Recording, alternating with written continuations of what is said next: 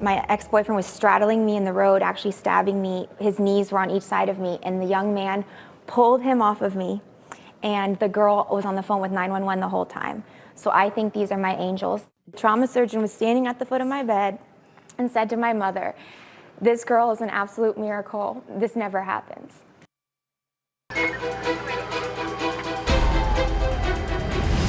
Welcome back. It is still crime time here on Closing Arguments, and still with me are former police officer Joe Estet and former senior special agent with the Drug Enforcement Administration and the founder and CEO of Global Security Group, David Katz.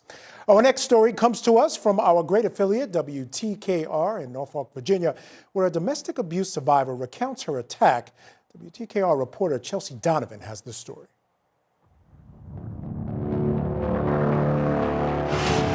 One last hug. That's all he said he wanted. He was pulling on my heartstrings and manipulating me. It was January 24th, 2012 in Clearwater, Florida. Melissa Domehill, just 20 years old, had a bright future studying as a nurse. She had broken up with her longtime boyfriend 3 months prior, and he wanted closure, so she gave in. He reached his arms around me for the hug that he was crying on the phone for, and the moment he squeezed me, he actually flipped a switchblade open that was hiding in his hand.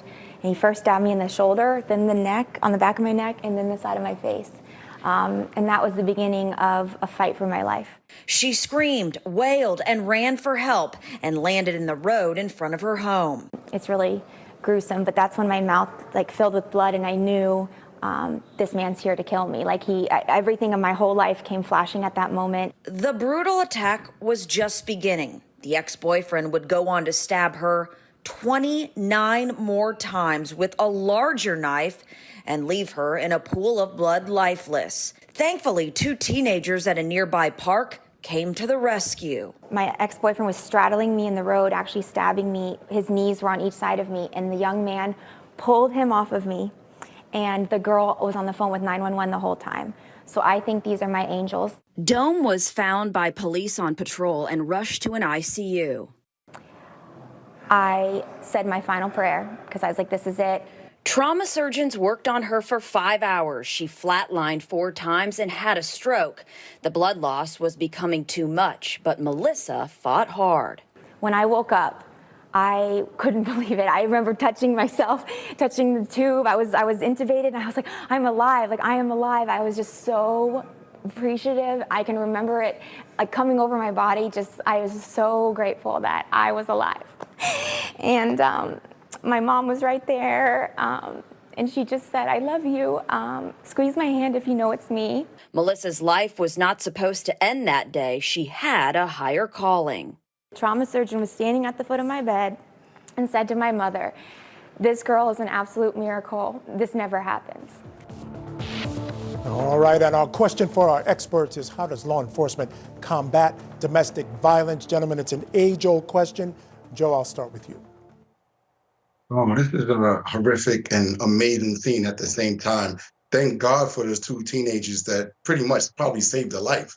When I came along, domestic violence, you've seen physical injuries. You would lock up the aggressor, then you would let the courts handle it. Now I'm hearing from friends and family members still on the job, they're actually having domestic violence units respond to these calls. And they're not only just sending it to the courts, they're doing follow-ups. They're giving them more resources as far as classes where you start talking about how to deal with conflict resolution, anger management. And they're constantly kind of keeping tabs on the victims and make sure things are going like they're supposed to. So I think we're definitely in the right direction. We're being more actively involved with these domestic violence cases. Yeah, David Katz, we're certainly moving in the right direction. I'm with Joe. I can remember the changes, the sweeping changes that police departments have made to deal with domestic violence.